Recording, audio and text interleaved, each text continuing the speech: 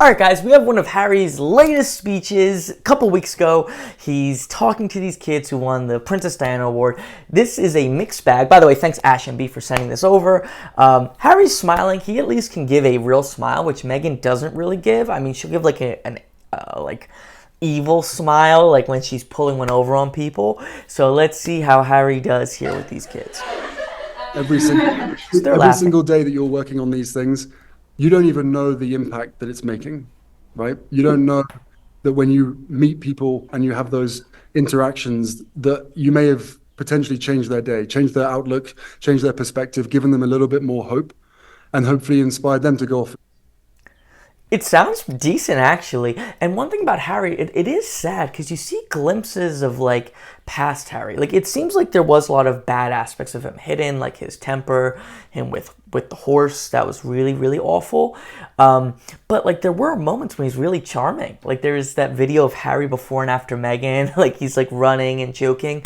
So his head got really scrambled. But you can see like a glimpse of him where he does have, like, the kids are laughing genuinely. He's smiling genuinely. He is, he can view people as people, right? Even though he's totally betrayed his family and has no guilt about that. So, yeah, pretty interesting. But you see he starts mumbling and getting less and less clear as he talks. Something similar. So, again, like, I am seriously impressed with the work that you do, especially at the young age that you're at. And the future's yours, right? And you're helping to show. Does Harry have a speaking coach? Someone needs to teach him to stop doing this. He's gotten a little better, but that is just not a good speaking habit. Again, if you're not a pro speaker, we all have habits that are not perfect, but that's a particularly bad one, and it gets more pronounced at times with Harry. But like he has every resource at his disposal. It's again what I say with Harry and Meghan, they don't have a growth mindset. They view themselves as perfect. They deserve everything. And that mindset leads them to think anything that goes wrong is other people's fault. So if they're like unhappy, it must be someone else's fault. If they didn't get something they want, it must be someone else's fault.